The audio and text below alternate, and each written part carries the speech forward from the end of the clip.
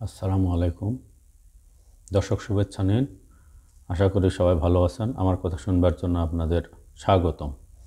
আজকের আমি সাহার আজকের আলোচনার বিষয় হচ্ছে বিশ্ব বাণিজ্যের 100 বছরের মধ্যে সবচেয়ে বড় পরিবর্তন। অর্থাৎ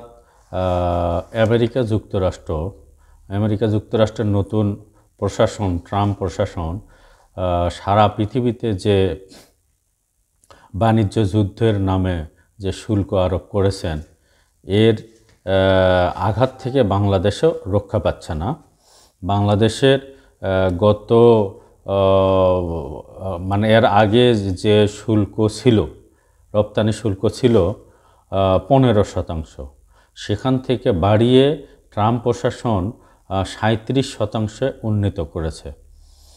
এর ফলে বাংলাদেশের গার্মেন্টস শিল্প, বিশেষ করে পোশাক কারখানা শিল্প অনেকটাই স্থবির হয়ে পড়বে।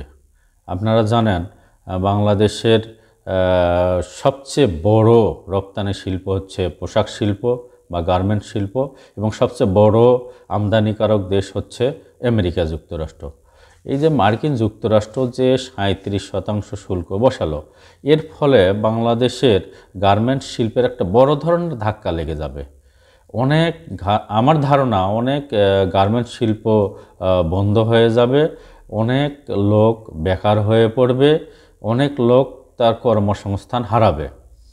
ট্রাম্পের এই সিদ্ধান্ত থেকে বেরিয়ে আসার জন্য আমি মাননীয় প্রধান উপদেষ্টা ডক্টর মোহাম্মদ ইউনূস স্যারকে অনুরোধ করব, আপনি আলোচনার মাধ্যমে ট্রাম্পের এই শুল্ক নীতি থেকে বাংলাদেশকে মুক্ত করার চেষ্টা করবেন। আমি আহ্বান জানাচ্ছি, আর আমি প্রতিবাদ জানাচ্ছি।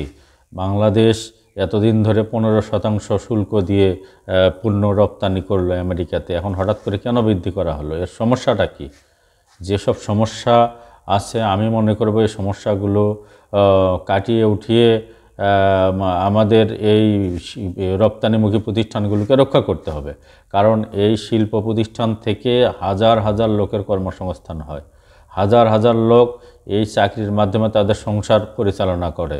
হঠাৎ করে যদি এরকম শুল্ক হয়, আমাদের রপ্তানি পোশাকগুলো সাধারণত মধ্যম কোয়ালিটির পণ্যের যখন দাম বৃদ্ধি পাবে, তখন তারা কিনবে না, আমেরিকার জনগণ এই পোশাক কিনবে না। আর যখন তারা পোশাক কিনা কমে দিবে, তখন আমাদের অনেক অর্ডার কিন্তু বাতিল হয়ে যাবে। বিধায় আমরা আমাদের এই শিল্প কলকারখানা অনেক বেকায়দার মধ্যে পড়ে যাবে।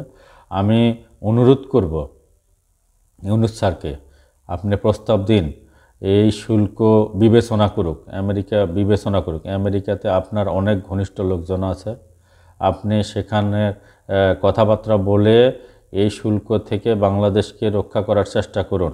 কারণ এর আগে বাংলাদেশের এই গার্মেন্টস সেক্টরে 80% নারী শ্রমিক ছিল, কিন্তু বর্তমানে নারীর পাশাপাশি অনেক পুরুষ শ্রমিক এখানে যোগ দিয়েছেন। নারীর সংখ্যা কমিয়ে প্রায় 57 থেকে 60% আসছে, বাকি পুরুষ। তাহলে এতগুলো পুরুষ যদি বেকার হয়ে যায়, অনেক কারখানা যদি বন্ধ হয়ে যায়, তাহলে তাদের সংসার চলবে কিভাবে?